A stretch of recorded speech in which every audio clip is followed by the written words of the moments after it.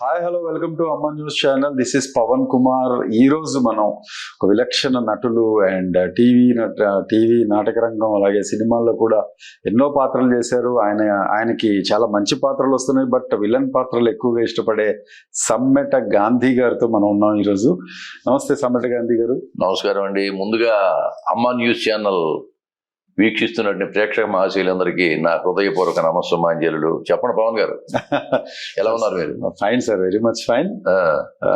ఈరోజు little excited sir. చెప్పండి. అంటే మీరు 30 ఏళ్ల నుండి ఉన్నారు, బట్ ఈ మధ్యలో బాగా పాపులర్ అయ్యారు. మిమ్మల్ని కలుస్తున్నాను అని అంటే నాతో పాటు మా ఫ్రెండ్స్ కూడా అరే గాంధీ గారిని కలుస్తున్నారా, నేను కూడా మాట్లాడతాను, ఫోన్ చేయండి అన్నారు.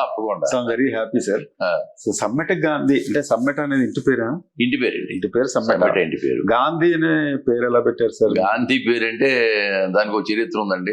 1946లో మహాత్మా గాంధీ గారు కలకత్తా వెళ్తూ విజయవాడ దిగారు. విజయవాడ దిగినప్పుడు మా ఊరి నుండి ఒక 60 మంది, మా నాన్నగారితో సహా ఒక 60 మంది ఆయన చూడడానికి వెళ్ళారు. ఓకే. విజయవాడ రైల్వే స్టేషన్ లో మహాత్మా గాంధీ గారిని కలిసి షేక్ హ్యాండ్ ఇచ్చారు. మా నాన్నగారు కూడా గాంధేయవాది. ఆయన రాట్నాలకు నాకు తెలుసుకోండి, నా చిన్నప్పుడు కూడా రాట్నాలు ఉండే ఉడికేవారు. ఉడికి ఆ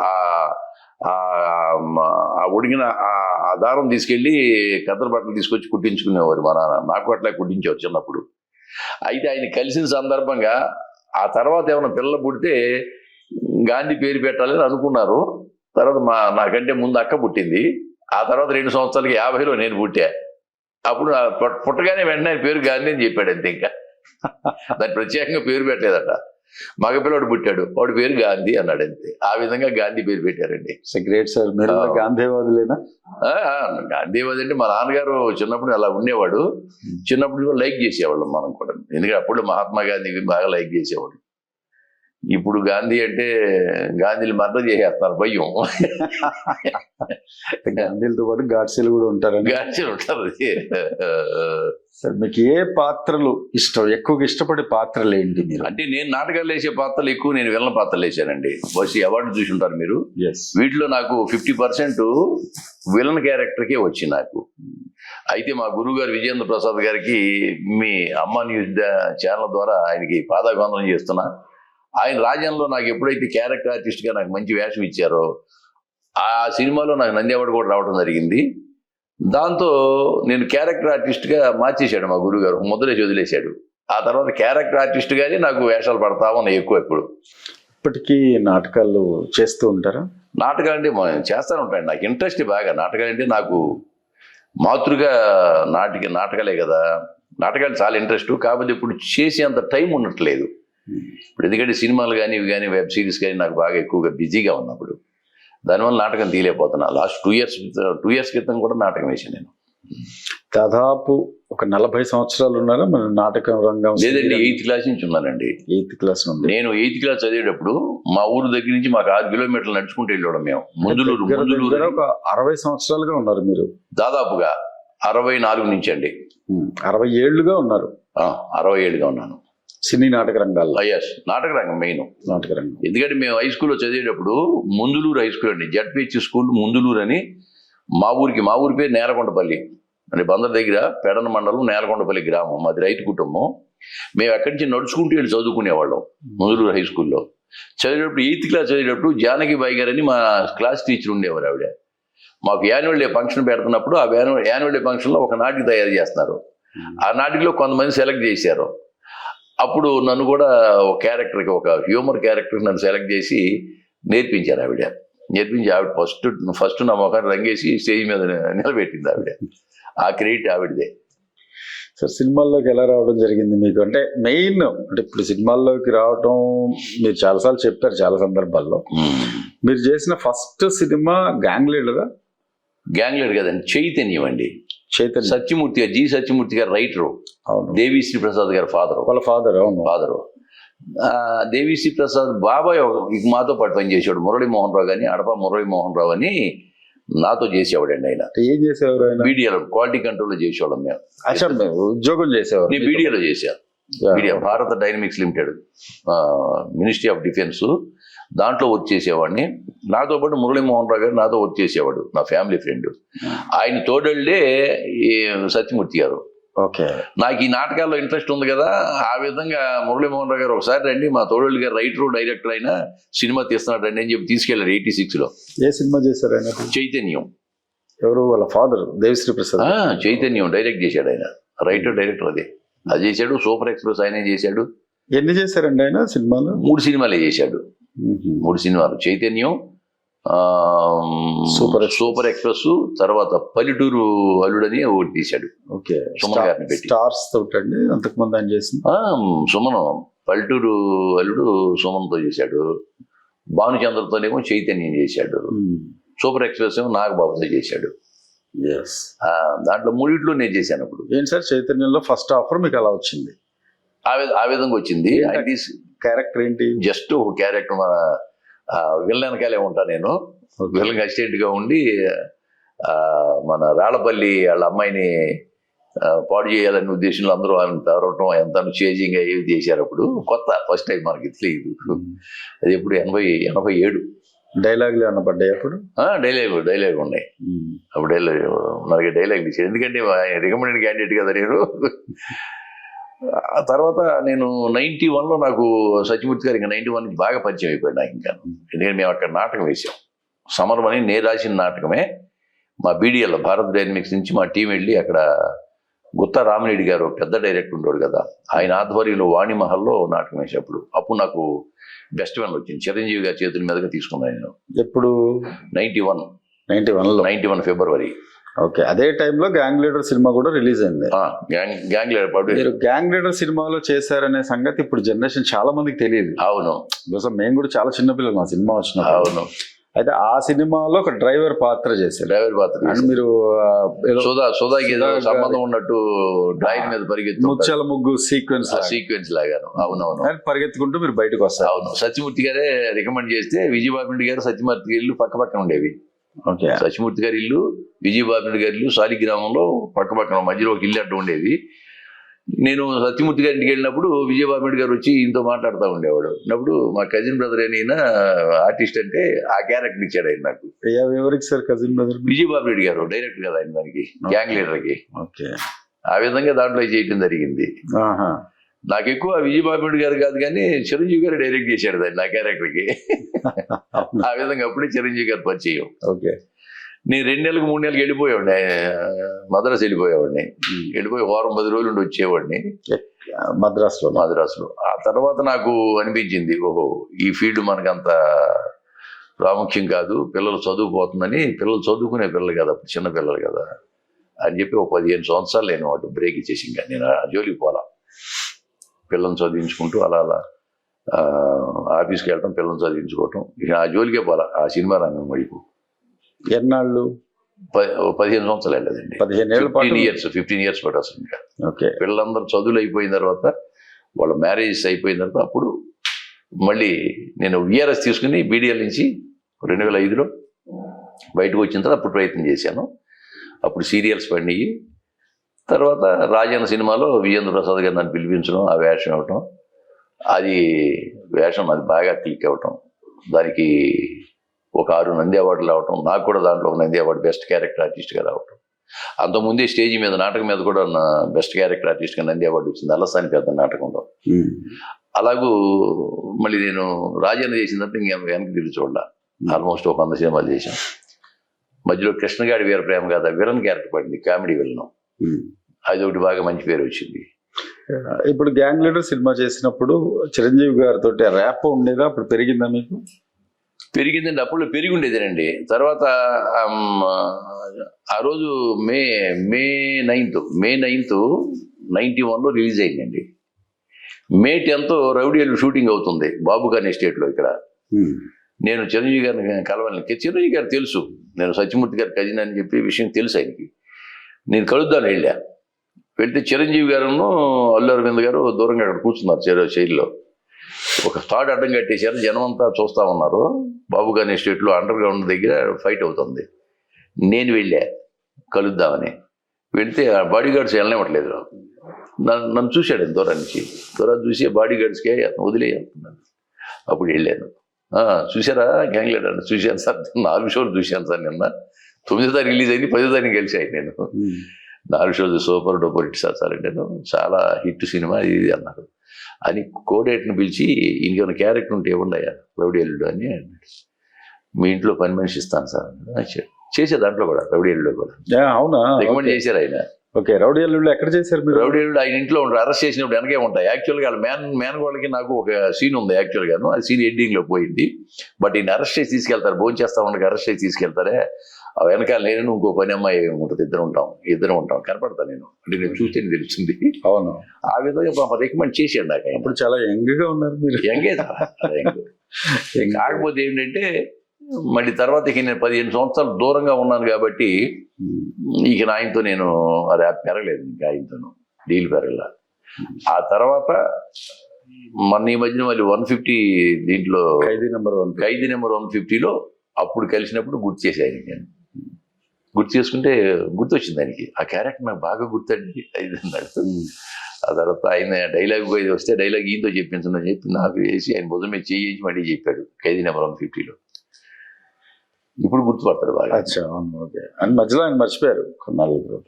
మర్చిపోయారు, నేను గుర్తు చేశాను. షార్ట్ మధ్యలో ఇది ఉంటే నేను మీతో గ్యాంగ్ రేట్లో చేశాను సార్ అన్న. ఏ క్యారెక్టర్ అండి పలానా క్యారెక్టర్, అది బాగా గుర్తండి నాకు అది అన్నాడు. గుర్తు బాగా గుర్తు. నేను మీ రూపురేఖలు మారిపోయాయి కాబట్టి గుర్తుపట్టాడు. 30 years అయిపోయింది అంతే కదా, 30 years ఇండస్ట్రీ. మీరు చెప్పాలంటే 60 years ఇండస్ట్రీ. నాకు 60 years అండి మొత్తం నటన రంగంలో. అదేలేండి, సినిమా కావచ్చు, టీవీ కావచ్చు, లేకపోతే చిన్నప్పుడు నాటక రంగం కావచ్చు, 60 ఏళ్ళు. కానీ ఒకట్లేండి, ఆ నాటక రంగంలో అనుభవం అనేది ఇప్పుడు సినిమాలు నాకు బాగా ఉపయోగపడుతుంది, చాలా బాగా ఉపయోగపడుతుంది. సార్ ఏంటి మెయిన్ నాటక రంగానికి సినిమా రంగానికి ఉండే మేజర్ డిఫరెన్స్ ఏంటి? అంటే గట్టిగా మాట్లాడుతూ అంటే ఓపెన్ చేసి చెప్పడమా, లేకపోతే ఓవర్ ఎక్స్ప్రెషన్స్ ఇస్తే గానీ? ఇప్పుడు ఆడియన్స్ ఎక్కడో ఉంటారండి. అదే విన్నాను, ఎక్కడో ఉంటారు ఆడియన్స్, వాడు వినపడాలి. మైక్కు మనం దగ్గరగా ఉన్న మాట గట్టిగా మాట్లాడితే కానీ వాళ్ళకి మన హావభావాలు రెండు కూడా పెద్దగా ఉంటేనే కదా వాళ్ళకి తెలిసేది. కాబట్టి పెద్దగా మాట్లాడడం అనేది హావాలు కూడా బాగా ఎక్కువగా ఉండాలి, ఉంటేనే చివరికి తెలుస్తుంది. ఇప్పుడు ఈ టీవీ సీరియల్స్ ఉందనుకోండి, దాని మీద 90% తగ్గి 10% చాలు. ఇప్పుడు సినిమా కెమెరా ముందుకు వచ్చేటప్పుడు 2% చేస్తే చాలు. ఎక్కువ అసలు ఎంత చిన్నగా చేస్తే అంత బాగా ఉంటుంది. మరి నాటక రంగంలో అంత బాగా చేయగలిగిన వాళ్ళు వితౌట్ అంటే రీటేక్ లేకుండా కూడా చేయగలిగిన వాళ్ళు సినిమాలు ఎందుకు రాణించలేకపోతున్నారు చాలా మంది? అది ఆ సినిమా ట్రిక్, ఆ కెమెరా ట్రిక్ అలవాటు పడలేకపోతే వెనబడిపోతారండి. అదే మెయిన్ ఏంటి సార్ లాజిక్ ఏంటి? ఏమీ లేదు, మనం ఎక్కువ చేయకూడదు. ఇప్పుడు మనం 100% అక్కడ చేసామనుకోండి, ఇక్కడ వచ్చినప్పుడు 5% సరిపోతుంది. కెమెరా ముందు 10% చాలు. అది తెలుసుకున్న వాళ్ళు నిలబడగలుగుతారు. అది తెలియాలి.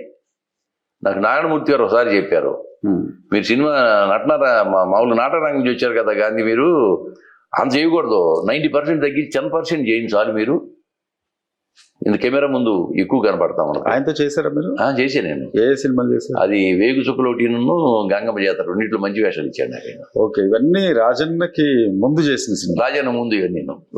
రాజన్న మైల్ స్టోన్ అయినా. Rajanna mile stone, Rajanna main.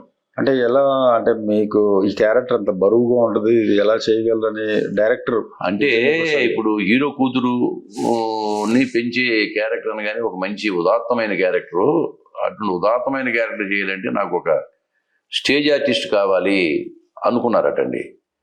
దాని ముందే ఉన్న నాజర్ గారు అనుకున్నారు. నాజర్ గారు హెవీ అయిపోద్దేమో క్యారెక్టర్, ఆయన పర్సనాలిటీ హెవీ అవుతుంది. అలా కాదు, మనకి బక్కగా ఉన్నాడు, పేదవాడు, చేపలు పట్టుకుని బతికేవాడు, ఒక పిఎల్ నారాయణ టైప్ కావాలి మనకి. నాకు స్టేజ్ ఆర్టిస్ట్ కావాలి. ఆయన స్టేజ్ ఆర్టిస్ట్ అంటే మహాభిమానం గురువు గారికి, విజేంద్ర ప్రసాద్ గారికి. అంటే చాలామందిని చూశారు వాళ్ళు. అక్కడ కేఎల్ ప్రసాద్ గారిని రైటర్, ఆయన కూడా ఆయనతో పాటు ఉంటాడు. ఆయన చెప్తే నాకు తెలిసిన ఆయన ఒక ఆయన ఉన్నాడు, ఆయన నాటకాలు చూశాను నేను, సమ్మెట గాంధీ గారని. ఆయన నాటకాలు బాగా చేస్తూ ఉంటాడు, ఆయన పిలవనా అంటే పిలవమన్నారు. అప్పుడు నాకు ఫోన్ చేశారు. నేను వెళ్ళిన తర్వాత వాళ్ళు నన్ను టెస్ట్ చేశారు. ఒక డైలాగ్ ఇచ్చి ఆ డైలాగ్ వీడియో అంతా చేయించి ఓకే చెప్పాడు ఆయన. ఓకే చెప్పిన తర్వాత మామూలుగా షూటింగ్ వెళ్ళాము. ఆయన ఏ విధంగా చెప్తే ఆయన అని చెప్పారు, నేను రైటర్ని అయ్యా, డైరెక్టర్ని కాదు, నువ్వు డ్రామాలో అనుభవం ఉంది కాబట్టి ఏ విధంగా చేస్తున్నావు ఒకసారి చేసి చూపించాను ప్రతి సీన్కి. ఇలా అనేవాడిని. ఓకే అలా కాదు కొంచెం మార్చి చేయమన్నాడు, చేసేవాడు, అయిపోయింది కదా. శ్రమపడాలి అసలు నేను. ఎక్కువ శాతం రాజమౌళి గారు చేశారంటారు, నిజమేనా? ఎక్కువ శాతం లేదు. రెండు ఫైట్లు చేశారు. ఫైట్స్ చేశారు. అంతా మా గురువు గారు చేసిందే, కానీ ఫైట్లు మాత్రం రాజమౌళి గారు అద్భుతంగా చేశాడు ఆయన. మీకు విజేంద్ర ప్రసాద్ గారి కన్నా ముందు సినిమా గురు ఎవరు? సత్యమూర్తి గారే. సత్యమూర్తి గారు. ఈ సత్యమూర్తి గారు. ఓకే. ఆయనతోటి 3 సినిమాలు చేశారు. 3 సినిమాలు చేశారు. 3 సినిమాలు. సరే, ఇప్పుడు ఒక బిగ్ బ్రేక్ అన్నమాట అది మీకు. ఇది వకీల్ సాబ్ అనే సినిమా. వకీల్ సాబ్ పెద్ద బ్రేక్ అండి. పవన్ కళ్యాణ్ వేణు శ్రీరామ్ గారు దర్శకులు. ఆయనకి నాకు వందనాలు కృతజ్ఞతలు చెప్పుకోవాలి. ఆయన పిలిచి ఆ వేషం ఇవ్వడం నా అదృష్టం అండి. ఇది తెలుసా మీరు వేణు శ్రీరామ్ గారు? తెలియదండి. నేను ఒకసారి డ్రామాయిటేకి వెళ్ళాను. జయప్రకాష్ రెడ్డి గారు ఉండేవారు కదా, ఆయన ప్రతి సెకండ్ సండే గుంటూరులో నాటకాలు కండక్ట్ చేసేవాడు. అయితే నాకు మొన్నటి వరకు కూడా మొట్టమొదటికి 2020 మన కరోనాకు ముందు ఫిబ్రవరి 12th సెకండ్ సండే, ఆ రోజు నన్ను నాటకం వేయటానికి పిలిపించాడు ఆయన గుంటూరు. వెళ్ళి నాకు అక్కడ మస్తాన్ దర్గా ఉంటుందండి. ఆ దర్గా నాకు మా భార్య పేరు మస్తానమ్మ. ఆయన కొంచెం హిందువులు ఎక్కువ వెళ్తుంటారు అక్కడికి, ఆ దర్గాకి. నేను గుంటూరు వెళ్ళినప్పుడల్లా ఆ దర్గాకి వెళ్ళేవాడిని. మా బ్యాచ్ అంతా, మా టీం అంతా దర్గాకి వెళ్ళి దర్గా నుంచి బయటకు వచ్చాం 4 o'clock ఈవినింగ్. నాకు ఫోన్ వచ్చింది. బాబీ గారు అని కో డైరెక్టర్ అయినా, వేణు శ్రీరామ్ గారు డైరెక్టర్, బాబీ గారు వకీల్ సాబ్ కో డైరెక్టర్ అయినా. ఎక్కడున్నారు సార్ అన్నాడు. నేను గుంటూరులో ఉన్నాను. ఏంటి ఇబ్బంది మీద వెళ్ళారంటే డ్రామాటేకి వచ్చామండి. ఎప్పుడు వస్తారు? నైట్ బయలుదేరి వచ్చేస్తామన్నాం. రేపు రాగానే 10 గంటలకు దిల్రాజు గారు ఆఫీసు రండి, పవన్ కళ్యాణ్ గారి సినిమాలో మీకు వేషం అనుకుంటున్నామన్నారు. అయ్యయ్యా మీరు మిస్ కానీ ఇవ్వకండి బాబు, డెఫినెట్గా 10 గంటలకు వచ్చి కలుస్తానని చెప్పి నెక్స్ట్ డే 10 గంటలకు వెళ్ళా. ఆ కోడేట బాబీ గారు తీసుకెళ్ళి వేణు శ్రీరామ్ గారికి పరిచయం చేశాడు. చేసి నిన్నే చూసాం మీది రాజన్న, దిల్రాజు గారు మేము ఆ క్యారెక్టర్ మిమ్మల్ని అనుకుంటున్నాము, గడ్డం పెంచేయండి, బాగా చేయండి, మంచి క్యారెక్టర్, మంచి పేరు వస్తుందని చెప్పి పాపం నాకు ఆ వేషం ఇచ్చారు వేణు శ్రీరామ్ గారు. చెప్పిన తర్వాత ఎన్ని డేస్కి వెళ్ళారు మళ్ళీ షూట్ లొకేషన్కి? కన్ఫర్మ్ అయ్యాక ఫిబ్రవరి 13th పిలిపించారండి నన్ను. మార్చి 10th నుంచి షూట్ స్టార్ట్ అయింది. 1 month లో. ఓకే. ఇంకా వేరే వాళ్ళని ఎవరిని అనుకోవాలి మధ్య? ఏమనుకోవాలి ఇంకా, ఎందుకంటే చాలా వరకు క్యారెక్టర్స్ వస్తూ ఉంటాయి, మళ్ళీ చేజారిపోతూ ఉంటాయి, చెప్పలేము. అందుకే నేను చెప్పాను, డైరెక్టర్ గారు చెప్పాను, సార్ గురుగారు మాకు పవన్ కళ్యాణ్ గారితో కనీసం ఒక్క సీన్ చేసిన చాలు, ఒక్క డైలాగ్ చెప్పిన చాలు అనుకుంటారు చాలా మంది. వీడిని పెద్ద క్యారెక్టర్ మిస్ కానికండి సార్, నేను బాగా కష్టపడి చేస్తాను సార్ అని చెప్పి ఆయన బతి మరి వచ్చారు. అసలు మీకు తప్ప వేరేడికి ఏమయ్యా. మీకు షూట్ చేసేటప్పుడు తెలుసా అది పింక్ సినిమా రీమేక్ అని? తెలుసు. Amitabh Bachchan pink cinema remake, దాన్ని చాలా మార్పులు చేయ. పింక్ సినిమా నేను 2 సార్లు పెట్టి నైట్ వచ్చేసి రాగానే పింక్ సినిమా పెట్టి చూసుకున్నాను 2-3 times. అయితే దాంట్లో ఈ క్యారెక్టర్ ఏం లేదు. ఈ క్యారెక్టర్ బాగా డెవలప్ చేశాడు ఆయన. పింక్ సినిమా 80% డెవలప్ చేశారు కదండి. ఆ విధంగా పెద్ద హిట్ కొట్టాడు ఆయన. అందరికి పేరు వచ్చింది, దాంట్లో నాకు పెద్ద పేరు వచ్చింది. అయితే పవన్ కళ్యాణ్ గారితో ఉన్న మెమరబుల్ మూమెంట్స్ ఏంటి మీకు షూటింగ్ లొకేషన్స్ లో, ఆన్లైన్ ఆఫ్లైన్? ఏముందండి, ఆయన షూటింగ్ వచ్చారంటే ఆయన సీన్ లైన్ చూసుకోవటం, షార్ట్ అవగానే షార్ట్గా ఎవరు మామూలు కూర్చునేది, బుక్స్ చదువుకుంటా కూర్చునేవాడు, కొంచెం రిజర్వ్గా ఉండేవాడు. మామూలుగా మర్యాదగా నమస్కారం చేస్తే నమస్కారం మర్యాద చేసేవాడు. ఆయన గలగలా మాట్లాడడం అది ఉంటుంది ఏముండదండి, రిజర్వ్గా ఉంటాడు. పెద్ద ఫాలోయింగ్ ఇది కదా, మామూలు ఫాలోయింగ్ కాదు కదా అయింది. నాకు అనుభవం 20 రోజులు చేశాను. మీకు ఏమైనా సజెషన్స్ ఇచ్చారా ఈ షూట్?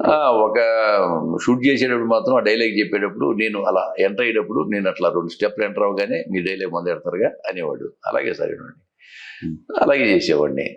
డైరెక్టర్ ఓకే అనేవాడు.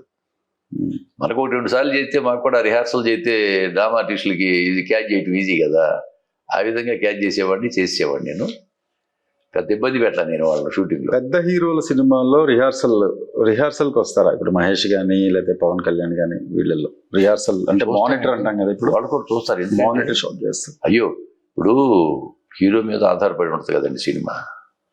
కొన్ని ఇప్పుడు 50 కోట్లు 60 కోట్లు 100 కోట్లు సినిమా, మరి హీరోని బట్టి ఎక్కువ క్రౌడ్ పుల్లింగ్ కదా.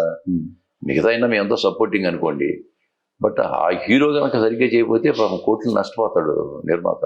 అందువల్ల రాగానే వాళ్ళు సీన్లని డైలాగ్ని చదువుకోవటం. ఇప్పుడు పవన్ కళ్యాణ్ ఉన్నారు, పెద్ద డైలాగ్ ఉంది, ఆ డైలాగ్ రాగానే ఎక్కడెక్కడో కూర్చుని ఆయన రాసుకునేవాడు.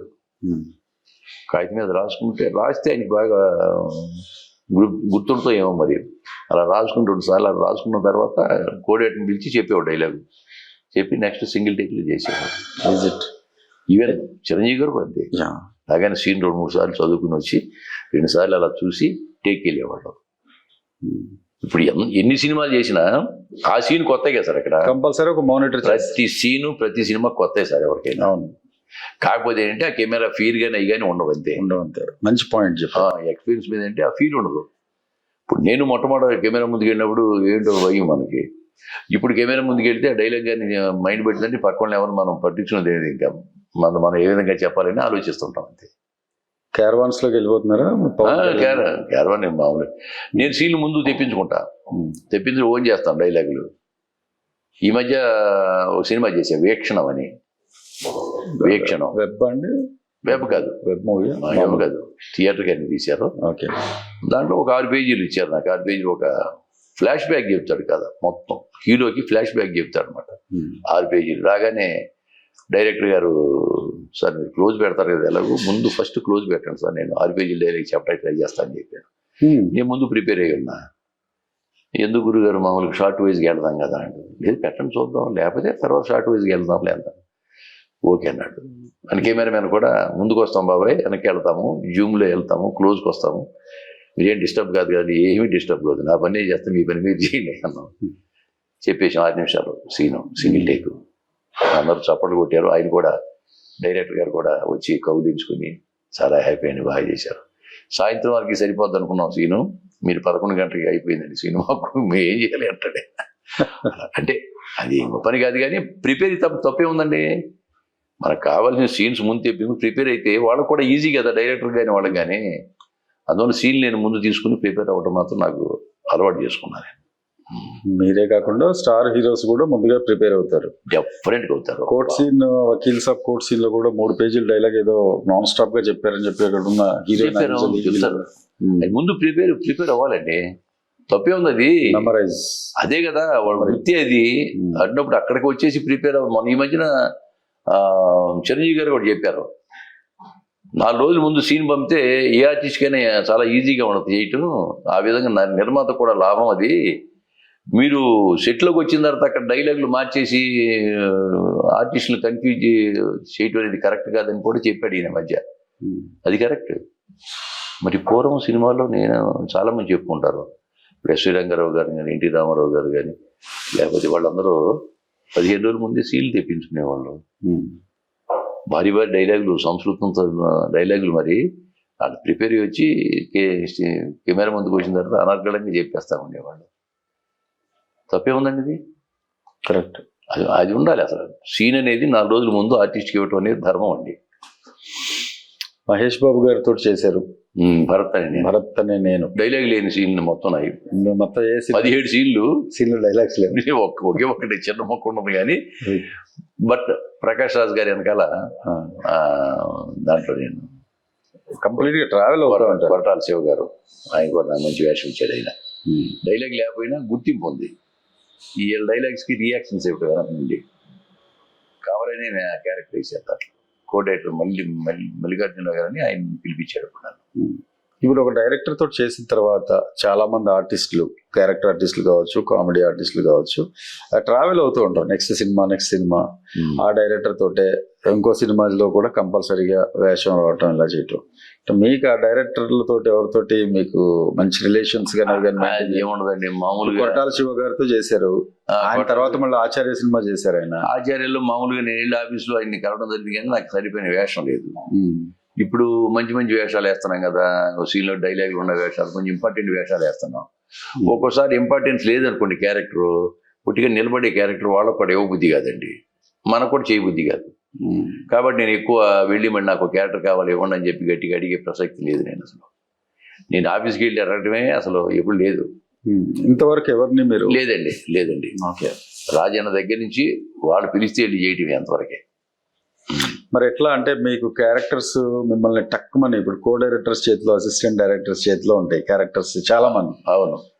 అది మీకు సజెషన్స్ ఎవరు ఇస్తున్నారు అనుకుంటున్నారు? చేస్తారు, కోడైరెక్టర్స్ ఇస్తారు. కోడైరెక్టర్స్ డైరెక్టర్ కొంత తెలుస్తుందండి. ఓకే.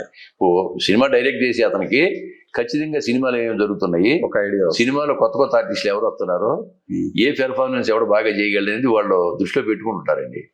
వాళ్ళ కథ అనుకున్నప్పుడే పలానా క్యారెక్టర్కి పలానా గాంధీ అయితే బాగుంటాడు అని మైండ్లో పెట్టుకుంటాడు. పెట్టుకుని కోటేటి చెప్తాడు, ఏమయ్యా పలానా క్యారెక్టర్కి సమిడి గాంధీ అయితే బాగుందిగా, ఓకేనా, ఓకే సార్, ఫోన్ చేస్తారు. ఫోన్ చేసి పిలిపిస్తారు. అప్పుడు పిలిపించినప్పుడు వెళ్ళి ఆ కథ చెప్పడం, ఓకే సార్ చేయగలను క్యారెక్టర్ అనడం, ఓకే చేస్తాం. అట్లా ఓకే. సమ్మటి గాంధీ గారి ప్రస్థానం రాజన్నకి ముందు, రాజన్నకి తర్వాత ఆయనకి ఎంత ప్లస్ అయిందో మనకు తెలియదు కానీ మీరు మాత్రం రాజన్న సినిమా చేసిన తర్వాత వరుసగా 30 సినిమాలు చేశారట. 30 అండి, ఇప్పటికి 40. ఇప్పుడు 93 సినిమాలు నిన్న రాసా మొత్తం నేను. అది మీకు బాగా ప్లస్ అయింది. బాగా ప్లస్ అయింది. ఈ సంవత్సరంతో 100 సినిమాలు అవుతాయి. 100 అవుతాయి. ఓకే. సో ఇప్పుడు అంటే ఎవరితోటి ఎక్కువ కంఫర్ట్ అనిపించింది మీకు, ఏ దర్శకుడితో? అందరూ దర్శకులు నన్ను ఎవరు ఇబ్బంది పెట్టిన వాళ్ళు లేరు సార్. ఏ ఒక్క దర్శకుడితో నేను ఇబ్బంది పడలేదు, వాళ్ళు కూడా నన్ను ఇబ్బంది పెట్టిన వాళ్ళు ఎవరు లేరు. నేను వెళ్ళగానే సార్ ఏ విధంగా చేయాలో చెప్పండి సార్ అని అలా అడగటం,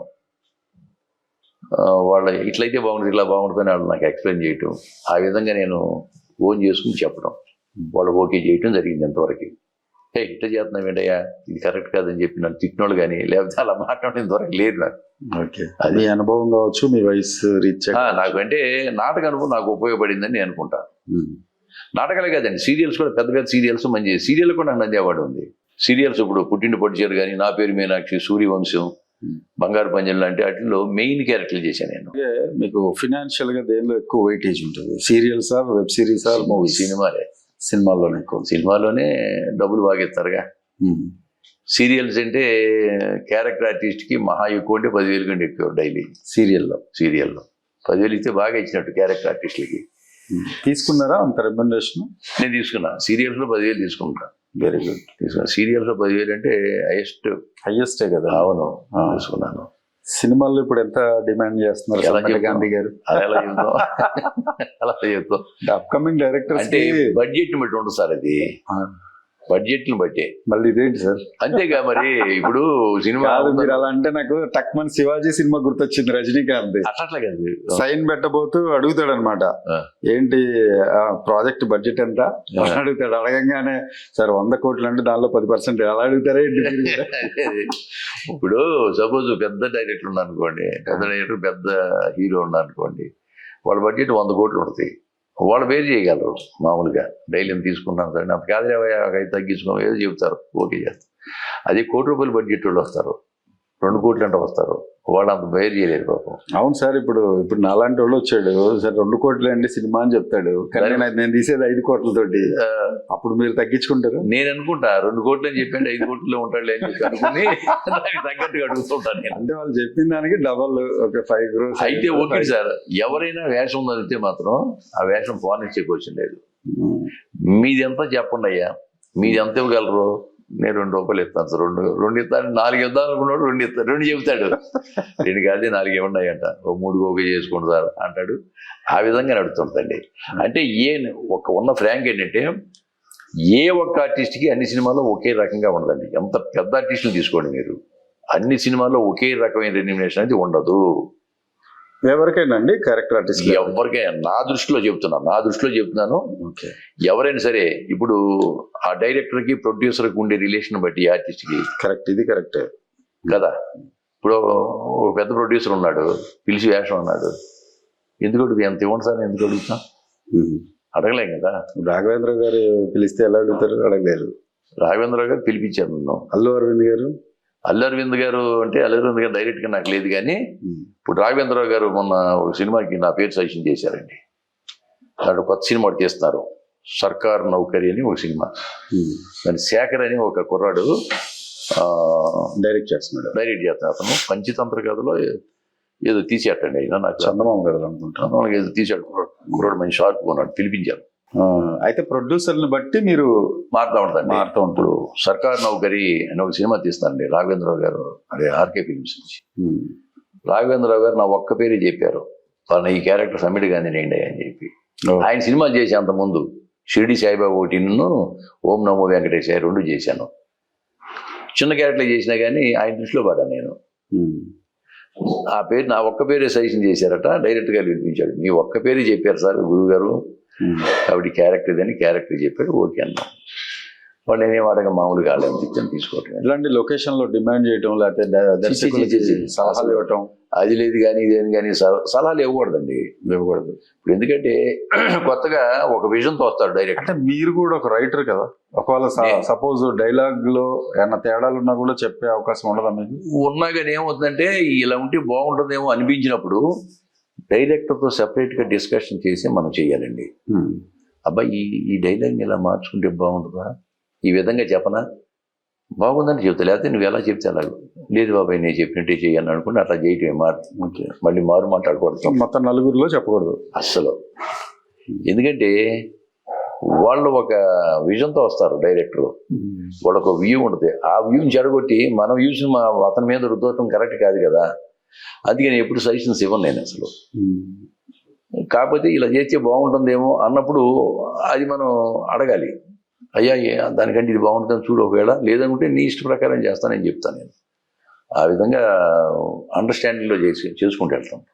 మీకు ఈ సినిమాలన్నీ అంటే రాజన్న ఒక మైల్ స్టోన్ లాంటిది అయితే, వెబ్ సిరీస్ లో నాకు తెలిసి రెక్కీ కూడా మీకు ఒక మంచి టర్నింగ్ పాయింట్ అండి. రెక్కీ అవును. ఇప్పుడు నేను మీతో ఇంటర్వ్యూ చేయడానికి వస్తున్నాను అంటే నా మిత్రుడు ఒక ఆయన, లేదు నేను ఆయనతో మాట్లాడాల్సిందే అని కూర్చున్నాడు, గొడవ చేస్తున్నాడు. తనకి ఫోన్ చేస్తాను, మీరు మాట్లాడండి. అలాగే అలాగే అలాగే. తను మీకు మంచి ఫ్యాన్ అట. ఆఫ్ కోర్స్ మేము అందరం మీకు మీ నటనకి మంచి ఫ్యాన్సే. Thank you thank you. Hello Sunil, నేను గాంధీ గారి దగ్గర ఉన్నాను, ఓకే ఒకసారి ఆయనతో మాట్లాడు. సార్ నమస్తే. సార్ నమస్తే సార్, నా పేరు సునీల్ శ్రీనివాస్ అండి. సార్ చెప్పండి శ్రీనివాస్, చెప్పండి. పవన్ గారి కజిన్ ని నేను. అలాగా. నేను యాడ్ ఫిల్మ్ మేకర్ ని, ఫిల్మ్ డైరెక్టర్ సార్. ఓహో థ్యాంక్ యూ థ్యాంక్ యూ. వీటన్నిటికంటే ముఖ్యంగా మీకు చాలా పెద్ద ఫ్యాన్ ని. అలాగా, థ్యాంక్ యూ సార్. ఈ రోజు మీతో మాట్లాడుతున్నందుకు నేను కూడా సినీ ఫీల్డ్ లో ఉన్న ఒక వ్యక్తిగా చాలా ఆనందంగా ఉంది సార్. ఓకే, ఇంటర్వ్యూలో ఒక అభిమానితో మాట్లాడడం నాకు ఆనందంగా ఉంది. పవన్ గారు అదంతా క్రెడిట్ అంతా పవన్ గారిది, ఏమో చెప్పండి. Thank you sir, thank you. First అదే మీ ఇంటర్వ్యూ అంటే ఫస్ట్ నేను చాలా క్యూరియస్ గా ఫీల్ అయ్యాను అనమాట, ఒక్కసారి మాట్లాడించండి నాతో సార్ తో. Okay okay. ఎందుకంటే నేను అదే ఫీల్డ్ లో ఉండి దాని గురించి చెప్పకూడదు సార్. ఎందుకంటే తెలుగు సినిమాల్లో, తెలుగు ఈ వెబ్ సిరీస్ లో నేను చూసిన వాటిలో నాకు బాగా నచ్చింది ఈ మధ్య కాలంలో రెక్కీ సార్. అవునండి, అవునవునవును. ఎందుకంటున్నానంటే దాన్ని అంత స్క్రీన్ ప్లే పకడ్బందీ ఇంతవరకు నేను చూడలేదు. పోలూరు కృష్ణ గారు డైరెక్టర్, ఆయన గ్రేట్. సార్ కృష్ణ గారు నాకు అంతగా పరిచయం లేదు కానివ్వండి, ఆయన గురించి విన్నాను. గ్రేట్ డైరెక్టర్ అండి, గ్రేట్ డైరెక్టర్, గ్రేట్ పర్సనాలిటీ, మంచి క్యాండిడేట్ అండి. ఒక ఎపిసోడ్ జనరల్ గా చూద్దామని ఒక 10 నిమిషాలు చూస్తే నేను ఒకే రోజులో మొత్తం ఎపిసోడ్స్ ఫినిష్ చేశాను. అవునవును. దాని ముందు కదలేకపోయాను సార్, మీరు నమ్మరు, ఆ రోజు నేను లంచ్ కూడా చేయను. అందరిది అదే పరిస్థితి. ఫస్ట్ ఎపిసోడ్ పెట్టారంటే 7 ఎపిసోడ్లు అయ్యే వరకు ఎవరు కూడా కట్టిన టీవీ కట్టలేదు. అది ఇంకొకటి ఏంటంటే సార్, అందులో ఎక్స్ట్రాడినరీ ఇది, అందులో హీరో క్యారెక్టర్ మీదే. అవునండి, ఎంత బాగా చేశారండి. నేను భరత్ అనే నేను చూశాను మిమ్మల్ని. Okay okay. రాజన్న మూవీ బాగుంటుంది మీ క్యారెక్టర్. Thank you. తర్వాత వకీల్ సాబ్ బాగుంటుంది. కానీ వీటన్నిటికీ నచ్చింది ఏంటంటే సార్, వీటన్నిటిలో కంటే నాకు పరదేశీ క్యారెక్టర్ చాలా బాగా నచ్చింది. అవునండి, నాకు అల్టిమేట్ అండి క్యారెక్టర్ యాక్చువల్ గా.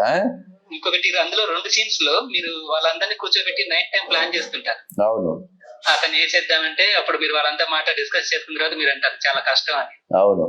ఎందుకంటే మీరు అప్పుడు దాని గురించి ఎక్స్ప్లెనేషన్ చేస్తారు, ఇది కారణాలు, ఆయన ఇంటికి వెళ్ళే చోట, జాగింగ్ చేసే చోట, ఆఫీస్కి వెళ్ళే చోట ఎవరో ఒకళ్ళు ఉంటున్నారు, మీరు అందరిని ఆయనకి చూస్తున్నారు కానీ నేను చుట్టుపక్కల ప్రాంతాన్ని చూస్తున్నాను మీరు చెప్తారు అక్కడ. అవునవును. ఆ సీన్ చాలా బాగుంటుంది. అది డైరెక్టర్ గారి క్రెడిట్ సార్ అంతాను.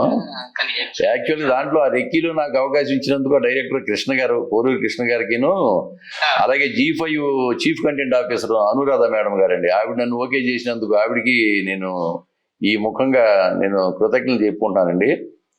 నాకు మామూలు పేరు తెచ్చిపెట్టదండి రెక్కీ త్రూఅవుట్ అసలు. కానీ దాంతో అంతకు ముందు మీకున్న ఫ్యాన్ ఫాలోయింగ్ వేరు సార్, రెక్కీ నుంచి మీకు వచ్చిన ఫ్యాన్ ఫాలోయింగ్ వేరు సార్. ఎక్కడికి వెళ్ళినా నేను ఆంధ్రప్రదేశ్ లో కానీ ఇంకెక్కడికి వెళ్ళినా కానీ మామూలుగా ఇప్పుడు తెలంగాణ ఏరియాలో కూడా షూటింగ్లు వెళ్తుంటా కదా, వకీల్ సాబు రెక్కీ 2 చెప్తుంటారు ఎక్కువ. రాజన్న, ఈ 3 నాకు మంచి పేరు తెచ్చిపెట్టాయి. అందులో ఈ రెక్కీ రీసెంట్ గా వచ్చింది కాబట్టి దాంట్లో విలన్ క్యారెక్టర్ నన్ను ఎవరు ఎక్స్పెక్ట్ చేయరు విలన్ గా. అది ఒక సైలెంట్ విలన్ క్యారెక్టర్ బాగా హైలైట్ అయిందండి బాగాను. ఇంకొకటి సార్, అందులో అది చాలా టఫ్ క్యారెక్టర్ సార్, అది మీలాంటి వాళ్ళని కూడా అన్నను చేయగలరు. అలాని కాదు, ఇంకెవరన్నా చేయగలరండి, నిరూపించుకోగలరు, కానీ అది రావడం మన అదృష్టం అనుకుంటా, అంతే, ఇంకేం లేదండి. ఇప్పుడు అది ఆ అవకాశం నాకు రావడం నా అదృష్టం, కానీ చేసేవాళ్ళు కొన్ని 100 మంది ఉండుంటారండి, డౌట్ లేదు. కాకపోతే నా అదృష్టం అది. అది దానికి అనేవాడు ఆయన, నువ్వే హీరో గురువా అనేవాడు మా డైరెక్టర్ గారు. ఖచ్చితంగా సార్. ఇప్పుడు ఆ రెక్కిలో మీరే హీరో. హీరో అంటే నేను అసలు హీరోయిన్ లేని హీరో ఏంటి సార్ మీరు భలే మాట్లాడుతున్నారనేవాడు నేను. లేదు నువ్వు మొత్తం రేపు వదిలి స్ట్రీమింగ్ అయిన తర్వాత చూడు, స్ట్రీమింగ్ అయిన తర్వాత ఏం పేరు వస్తుందో చూడు అనేవాడు పాప ఆయన. నాకు జన్మలా రుణపడి ఉంటాను మా కృష్ణ గారికి నిజంగాను. సెకండ్ సీజన్ థ్యాంక్స్ చెప్పాలి సార్, ఎందుకంటే మీలో ఉన్న ఒక డిఫరెంట్ కోణాన్ని ఆయన చూపించారు. అవునండి. అయితే సీజన్ 2 కూడా స్టార్ట్ అవుతుంది సార్. సీజన్ 2లో ఇంకా చాలా బాగా ఉన్న క్యారెక్టర్ వస్తుందని చెప్పాడు ఆయన నాకు. అది త్వరలోనే షూటింగ్ వెళ్ళబోతున్నాము. సూపర్. అది కూడా జనాలకి బాగా నేను కూడా బాగా అభిమానిస్తారు అనుకుంటున్నాం. సీజన్ 2 కూడా సీజన్ 2 కోసం వెయిట్ చేస్తున్నాం. తప్పకుండా ఆశిద్దాం సార్. పర్సనల్ గా కూడా కలుస్తాం సార్. ఓకే శ్రీనివాస్ గారు, తప్పకుండా any time, no problem, 24 hours. Thank you sir. ఈ అవకాశం ఇచ్చిన పవన్ గారికి కూడా మా స్పెషల్ థ్యాంక్స్. మీరు కల్పించిన పవన్ గారికి నేను థ్యాంక్ చెప్తున్నాను. Thank you sir. Thank you. Okay Sunil. Thank you sir. ఆ విధంగా రాఘవేంద్రరావు గారు నాకు సజెషన్ చేయడం అనేది నిజంగా అసలు అంత పెద్ద డైరెక్టర్ నా పేరు గుర్తుపెట్టుకు చేయడం అనేది. డైరెక్టర్ గారే సార్ మీ పేరు ఒక్క పేరే చెప్పారు సార్ ఆయన నాకు అని చెప్పి కథ చెప్పి చాలా బాగుంది సార్, మీకు 1 week షూటింగ్ ఉంటుంది, ఫిబ్రవరి ఫస్ట్ వీక్లో ఉంటుందన్నారు. తప్పకుండా సార్. 3 ఏళ్లుగా నిజంగా తెలుగు సినీ అభిమానులు కావచ్చు, లేకపోతే అంతర్జాతీయ ఖ్యాతి సంపాదించిన మన దర్శక దిగ్గజాలు కావచ్చు, నిజంగానే తెలుగు సినిమాకి మాత్రం మంచి డేస్ వచ్చాయని చెప్పాలండి. 3 years కంటే టు బి పాజిటివ్. అవును. సో ఇప్పుడు కూడా ఏంటంటే రేపో మాపో మనకి ఆస్కార్ మళ్ళీ వెళ్ళడం అనేది ఒరిజినల్ సాంగ్ వెళ్ళడం అనేది నిజంగా ఇవాళ పేపర్లో చూసిన తర్వాత జై హో రాజమౌళి గారు ఆస్కార్ గా నిలబడాలి. నిలబడితే అంతకంటే మనకు ఆనందం ఏం లేదు. రెహమాన్ గారికి వచ్చింది ఫస్ట్, తర్వాత ఇప్పుడు మనకే రావాలి. వస్తే అప్పుడు మా గురువు గారి ఆనందం గాని మా ఆనందం గాని అందరూ మన సినీ ప్రపంచం తెలుగు వాళ్ళకే పెద్ద గర్వకారణం అండి. ఆల్రెడీ గోల్డెన్ గ్లోబ్ అవార్డు వచ్చేసింది, ఇప్పుడు మళ్ళీ ఎందుకంటే చాలా ఇంటర్నేషనల్ అవార్డ్స్ తీసుకున్నారు కాబట్టి ఒక రకమైన పేరు వచ్చేసింది ఆ సాంగ్ కి. కాబట్టి ఇది డెఫినెట్ గా త్రిపురాకి ఆస్కార్ అవార్డు వస్తుందండి. అలాగే ఆశిద్దాం మనం అందరం. రావాలి, ఆశించాలి. సార్ ఇప్పుడు కేవలం అంటే ఒక సెట్ ఆఫ్ పాత్రలే మీకు వస్తున్నాయా ఎక్కువగా, లేకపోతే డిఫరెంట్ గా వస్తున్నాయా? ఇంతకుముందు విలన్స్ చేసేవాళ్ళు చూడండి, రావు గోపాలరావు గారు అంటే సాఫ్ట్ గా చేసేవాళ్ళు, విలన్ గా చేసేవాళ్ళు, విలేజర్ గా చేసేవాళ్ళు, రైతుగా చేసేవాళ్ళు. అలా కాకుండా అట్లా విలక్షణ పాత్రలు వస్తున్నాయి. రైతుగా వస్తున్నాయి, ఒక క్యామిడీ టైప్ గా వస్తున్నాయి, తర్వాత విలన్ గా వస్తున్నాయి, సైలెంట్ విలన్ గా. ఈ మధ్య ఎర్రగుడి అని మెగోడి సంజీవ్ దాంట్లో త్రూఅవుట్ మెయిన్ విలన్ క్యారెక్టర్ ఇచ్చాడు నాకు. దాంట్లో ఆయన డైరెక్టర్ ఒక కొడుకు గాను, తర్వాత సాయి కుమార్ గారు తమ్ముడు ఉన్నారు కదా, ఆయన పేరేంటిది, ఆయన రవిశంకర్ గారు, ఆయన ఒక కొడుకు వేషం నాకు. మంచి క్యారెక్టర్, సైలెంట్ విలన్. ఇదే మన రెక్కీ టైపు విలన్ క్యారెక్టర్, మంచి క్యారెక్టర్. సినిమానే ఎర్రగుడి, దాంట్లో చేస్తున్నాను. రెక్కీ అయిపోయిందా సెకండ్ పార్ట్ మొత్తం? ఐ మీన్ సెకండ్ సిరీస్ మొదలు కాల. మాకు డైరెక్టర్ గారు చెప్పాడు నాకు ఫోన్ చేసి, గురువా నీ క్యారెక్టర్ గురించి చెప్పాను, ఛానల్కి వెళ్ళి అదిరిపోతుంది, ఫస్ట్ సీజన్ కంటే సెకండ్ సీజన్లో నీ క్యారెక్టర్ మామూలుగా ఉండదని చెప్పాను. G5 చాలా ఆనందం. అది బహుశా నేను అనుకోవటం ఇక్కడ కాదు, బీహార్లో ఉంటున్నారు షూటింగ్, బీహార్. ఆ బ్యాక్ డ్రాప్లో బాగుంటుందో మరి ఏమో తెలియదు, కానీ ఇంకా మిగతా వివరాలు అడగలేదు. రెడీగా ఉండు షూటింగ్ అని అన్నాడు. ఎప్పుడేం రెడీ? మీకు పర్సనల్ గా ఎలాంటి టైప్ ఆఫ్ క్యారెక్టర్స్ అంటే కామెడీయా లేకపోతే ఏ క్యారెక్టర్ అన్నా చేయగలన నమ్మకం సార్ నాకు. విలన్ క్యారెక్టర్ అంటే నాకు చాలా ఇష్టం, కానీ క్యారెక్టర్ ఆర్టిస్ట్గా ముద్ర పడిపోయింది బాగా నాకు. క్యారెక్టర్ ఆర్టిస్ట్గా చేస్తాను బాగా, నో డౌట్. అలాగే విలన్గా కూడా చేయగలను. ఈ పాత్ర చేయాలి అంటే డాక్టర్గా అన్నీ చేశారా? నాటక రంగం, టీవీ రంగం, సినిమా రంగం. ఈ డాక్టర్కి ఎక్కడ చేయలేదు, కానీ నేను చేసాను పెద్ద క్యారెక్టర్లే, మంచి క్యారెక్టర్లే చేశాను. 2-3 సీన్లు ఉన్నా మంచి డైలాగ్ ఉన్న క్యారెక్టర్లే చేసుకొచ్చాను అని. సో బాలకృష్ణ గారు ఎదురకుండా మీరు పద్యం పాడారు, చక్కటి తెలుగు పద్యం, సక్సెస్ మీట్ అంటే అప్పటికప్పుడు ఆసువుగా పాడారా లేకపోతే పంచాయతీకి వచ్చారా? తెలిసిన పద్యమే, ఇదంతా తెలిసిన పద్యమే. కాకపోతే ఆ ముందు స్టేజ్కి వెళ్లే ముందు ఆర్టిస్టులు అందరిని పిలిచి మన బోయపాటి సీని గారు, ఎవరైనా మాట్లాడతారా మీరు స్టేజ్ మీద అని అడిగారు. అడిగితే మాట్లాడతాను సార్, నేను మాట్లాడతాను అన్న ఆయన. అంతా అయిన తర్వాత నన్ను చూసి నాకు మైక్ ఇప్పించాడు ఆయన. ఆయన ఇవ్వబట్టి ఆయన కూడా మంచి వేషం ఇచ్చారు దాంట్లో. నిజంగా ఆ సక్సెస్ మీట్లో నాకు అవకాశం ఇవ్వడం అనేది బోయపాటి సీన్ గారు క్రియేట్ అది. నేను దాంట్లో వేషానికంటే ఈ సక్సెస్ మీట్లో చేసిన పద్యాలు బాగా ప్రచారం అయినాయి. బాలకృష్ణ గారి దృష్టిలో పడ్డాను. బాలకృష్ణ గారు కూడా చాలా అఖండ చేశారు అప్పటికే. అఖండ చేశాను.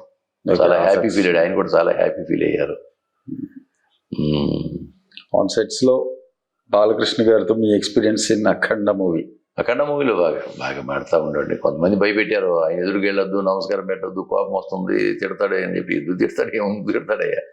ఆయన ఆర్టిస్టు, పైగా గొప్ప పరిజ్ఞానం గల వ్యక్తి అయిన నాన్నగారు లాగాను. అలా ఏముండదు, ఎవరైనా తప్పు చేస్తే తిడతాడేమో, మనమేం తప్పు చేస్తాం, ఎదురుగా చేసేది ఏం లేదు. మొట్టమొదటి రోజు నుంచి ఆయన ఎదురుకు వెళ్ళి నమస్కారం సార్ అంటే, ఆ నమస్కారం అండి బాగున్నారని చక్కగా ఆప్యాయంగా మాట్లాడేవాడు. 12 రోజులు చేసాం ఆయనతో. ఎంతో ఆప్యాయంగా మాట్లాడేవాడు ఆయన.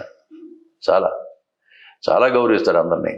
ఆన్ సెట్స్ లో అంటే చాలా మంది చెప్పడం ఏంటంటే, పెద్ద హీరోస్ ఎవరు చాలా రిజర్వ్డ్ గా ఉంటారు, ఎక్కువగా వాళ్ళు మాట్లాడరు. మీరు పనిచేసిన వాళ్ళలో ఎవరు చాలా ఒట్టి మాట సరే. నేను హీరోలందరూ మామూలుగా మాట్లాడతారండి. కాకపోతే అంటే హీరోలకి అభిమానులు లక్షల మంది ఉంటారండి. లక్షల మందితో మాట్లాడడం అవుద్దండి, చెప్పడం అన్నమాట. ఎవరిని ఎదురుపడి నమస్కారం సార్ అని ఎలా ఉంటే నమస్కారం పెట్టగలదు. మీరు ఆగండి నేను మాట్లాడుతున్నా 1 గంట మీతో అంటే కుదురుతుందా? ఎలా కుదురుతుంది? అర్థం చేసుకోవాలి కదా. ఒక నమస్కారం పెట్టమని ఓకే, ఆయన నవ్వుతూ నమస్తే అండి అని వెళ్ళిపోతే అయిపోయి చాలు. అంతకంటే ఎక్కువ అవసరం లేదు. నేను పలానా చూడండి, నాది ఆ ఊరండి, ఈ ఊరండి, నేను అదండి ఇదండి అని చెప్పుకుంటా కూర్చుంటే వాళ్ళకి ఎక్కడ టైం ఉంటుంది? ఓ పక్కన సీన్ మీద కాన్సన్ట్రేట్ చేస్తాడా, లేకపోతే మీ బయోగ్రఫీ మీద కాన్సన్ట్రేట్ చేస్తాడా? ఆయన కష్టం కదా. సో అలా వచ్చింది తప్ప మన తెలుగు హీరోలు కానీ అందరూ నాతో చేసిన వాళ్ళందరూ కూడా హ్యాపీగా ఉండడం. మనం ఎక్కువ వాళ్ళతో కల్పించకూడదు, వాళ్ళ కాన్సన్ట్రేషన్ చెడగొట్టకూడదు. సో అపార్ట్ ఫ్రమ్ హీరోస్ ఏ నటులతో ఎక్కువగా మీకు ర్యాప్ ఉంది? బాగుంది. ప్రకాష్ రాజ్ గారు, బ్రహ్మాజీ గారు, అలాగే ఎల్బి శ్రీరామ్ గారు, తర్వాత బెనర్జీ గారు, వీళ్ళ క్యారెక్టర్ ఆర్టిస్టులు అందరూ బాగానే ఉంటారు. రావు రమేష్ గారు, వీళ్ళందరూ బాగానే ఉంటారు. స్టార్స్ ఇద్దరు మన టాలీవుడ్ లో, పవన్ కళ్యాణ్, మహేష్ బాబు అనుకున్నాం. అంటే ఇద్దరు టాప్ పొజిషన్ లో ఉన్నారు కాబట్టి ఎక్కువగా వాళ్ళ మధ్యలో ఉండే సిమిలారిటీస్ ఏంటి సార్? అంటే పోలికలు ఏంటి వాళ్ళ? ఇద్దరు పెద్ద ఫాలోయింగ్ ఉన్న ఆర్టిస్టులే, మంచి ఫాలోయింగ్ ఉంది. కాకపోతే వాళ్ళ స్వభావాలు సార్, అంటే మీరు ఆర్టిస్ట్ కాబట్టి చాలా దగ్గరగా చూసుంటారు కాబట్టి, అంటే ఎక్కువగా మాట్లాడకపోవడం, లేకపోతే సీన్ మీద కాన్సన్ట్రేట్ చేయడం, పేజీలు డైలాగులు చెప్పేయటం, ఇలాంటివి మీరు అబ్జర్వ్ చేసింది ఏంటి వాళ్ళలో? ఉంది, అది ఉంది. అంటే వాళ్ళ సీన్ల మీద కాన్సన్ట్రేట్ చేసి వాళ్ళ క్యారెక్టర్ వాళ్ళు బాగా చేయాలనే దృక్పథంతో వచ్చి అలా సీన్ని పండించగల శక్తి ఇద్దరికి ఉందండి. ఇంకా పర్సనల్గా అంటే వాళ్ళ పర్సనల్ గురించి మనకు తెలియదు కానీ మనం మామూలుగా చెప్పుకునేది అంటే ఇద్దరి దగ్గర దాని గుణం ఉంది. ఇద్దరు పేదవాళ్ళకి సాయం చేయాలని గుణం ఉంది. కాకపోతే ఈయన ఒక జనసేనని పార్టీ పెట్టి బయటకు వచ్చాడు కాబట్టి జనాల్లో ఫాలోయింగ్ అది హడావిడి కొంచెం ఎక్కువ ఉంటుంది. మహేష్ బాబు గారు ఏంటంటే రాజకీయాలు ఆయనకి ఇంట్రెస్ట్ లేదు. మొదలు ఎప్పుడో చెప్పాడు రాజకీయాలు నాకు ఇంట్రెస్ట్ లేదని చెప్పి. ఇద్దరికి ఏంటంటే ఇద్దరికి దానగుణం దాతృత్వం ఉండాలని ఇద్దరి దగ్గర. నేను గమనించింది ఏంటంటే పేదవాళ్ళకి ఏమైనా సాయం చేయాలనే తత్వం ఉందండి అది. అంటే ఇప్పుడు ఎవరో జూనియర్ ఆర్టిస్ట్ వచ్చారు, వాళ్ళకి సాయం చేశారు, మీరు అప్పుడు ఉన్నారా పవన్ కళ్యాణ్ గారు చేసినప్పుడు? పక్కన నేను లేను కానీ చెప్పుకుంటారండి చాలా మంది. అక్కడ డైరెక్ట్గా చూసిన వాళ్ళు పవన్ కళ్యాణ్ గారి గురించి చెప్పుకుంటారు. ఇప్పుడు జూనియర్ ఆర్టిస్ట్ ఒక ఆమె వచ్చి ఒక కార్డు ఇచ్చింది ఆయనకి, మా అమ్మాయి పెళ్ళిన ఆయన అని చెప్పేసి ఆ కార్డు తీసుకుని సాయంత్రం వెళ్ళేప్పుడు కలువమ్మ, సాయంత్రం ఎప్పుడు కలవగానే పిఏకి చేపించి 1 లక్ష రూపాయలు ఇప్పించడం. అలాగే ఇంకొక ఆర్టిస్ట్ పావలా శ్యామల, నాకు గుండె ప్రాబ్లం వచ్చిందయ్యా, బైపాస్ అంటున్నారు, అపోలోలో ఆపరేషన్ చేయించుకోలేదు, చచ్చిపోతాను అంటున్నారు అయ్యా, వెళ్ళి చేయరామని ఫోన్ చేసి చెప్తా, అపోలో కలపండి అయ్యా డాక్టర్కి ఫోన్ చేసి ఆవిడగా ట్రీట్మెంట్ ఇవ్వండి, ఎంత అయితే అంతనే పంపుతాను, అలా పంపడం. ఇటువంటి ఎన్నో చేశాడు ఆయన. గుప్తదానాలు చేశాడు, చాలా గుప్తదానాలు చేశాడని అందరూ చెప్పుకుంటూ ఉంటారు. అది దేనికోసం చేయడం, ఆయన పేరు కోసమే కాదండి, చెయ్యాలనే దృక్పథం, పేదవాళ్ళకి సాయం చేయాలి. కరెక్టే సార్, అదే అంటున్నాను నేను. ఇప్పుడు మహేష్ బాబు, పవన్ కళ్యాణ్ లేదా చిరంజీవి గారు, బాలకృష్ణ గారు ట్రస్ట్లు పెట్టి చేయటం కేవలం ఏది 4-5 హీరోల బాధ్యతేనా, లేకపోతే సామాజిక బాధ్యత అనేది అందరిది కదా? మొన్న కూడా నేను కరోనా టైంలో చాలా చూడటం జరిగింది. వాళ్ళ టాప్ హీరోలు వాళ్ళు రూపాయి సాయం చేయరు అని అంటే, సపోజ్ ఒకవేళ కోట్లలో సంపాదిస్తే లక్షల్లో ఇస్తారేమో, ఒక ఐటీ ఎంప్లాయీ లక్షల్లో సంపాదించి వేలల్లో కూడా ఇవ్వట్లేదుగా. అవునవును. సో ఇది నాకు ఈ లాజిక్ అర్థం కాల ఏంటి అనేది. లాజిక్ అర్థం అంటే ఏమి లేదు సార్, సాయం చెయ్యాలనే గుణం లోపల ఉండాలండి. ఉండాలి ఎవరికైనా, అది స్టార్లే అవసరం అంతే. లేదు. ఇప్పుడు పలానా వాళ్ళు ఇబ్బంది పడుతున్నారు, వాళ్ళకి మనం చేయటం వల్ల వాళ్ళకి ఉపయోగపడుతుంది అనుకున్నప్పుడు అలా చేయలేనప్పుడు జారాలి కదా. ఇప్పుడు ఇచ్చే వాళ్ళని ఎవరైతే దానం చేస్తున్నారో, లేకపోతే చిరంజీవి గారు, లేదా పవన్ కళ్యాణ్, బాలకృష్ణ గారు, Mahesh Babu and other heroes చాలా మంది వాళ్ళు చేసినా కూడా, తుఫాన్ వచ్చినప్పుడు కూడా విశాఖపట్నంలో చాలా మంది చిన్న హీరోలు పెద్ద హీరోలు అందరూ వెళ్ళారు, సాయం చేశారు. So why only stars, why only cinema ఆర్టిస్టులు షుడ్ డూ? మిగతా వాళ్ళకి బాధ్యత ఏమి ఉండదా? అలా మీరు ఎప్పుడు ఎవరిని అడగరా సినిమా ఆర్టిస్టులు కానీ? అంటే ఇప్పుడు సినిమా మన కరోనా టైంలో నేను ఉన్నాను అనుకోండి, సపోజ్ నా విషయం చెప్తా. అంటే మాకు మామూలుగా చాలా మంది అసిస్టెంట్లు కానీ, లేకపోతే ప్రొడక్షన్ సైడ్ ఉన్నవాళ్ళు కానీ, అసిస్టెంట్ డైరెక్టర్లు కానీ, లేకపోతే డబ్బింగ్ చెప్పేటప్పుడు ఇంజనీర్లు ఉంటారు కదా, రికార్డ్ చేసే ఇంజనీర్లు, వాళ్ళందరూ కొంచెం ఇబ్బందులు పడ్డారు చాలా మంది. నేనది సినిమా వాళ్ళే సాయం చేయాలి అనే పాయింట్ ఏంటంటున్నా. సినిమా వాళ్ళే సాయం చేయాలి, సినిమా వాళ్ళు కూడా చేయొచ్చు కదా. ఇప్పుడు ఐటీ ఎంప్లాయీస్ ఉంటారు సార్, సినిమా వాళ్ళకి లక్షల్లో ఉంటాయి శాలరీస్, వాళ్ళు వేలల్లో చేయొచ్చు కదా. మీరు కోట్లు దొబ్బుతారు, 100 కోట్లు అంటారు. మెయిన్ అదే కదా. సినిమాలు ఏంటి, సినిమాలు ఒక క్రేజ్ అండి.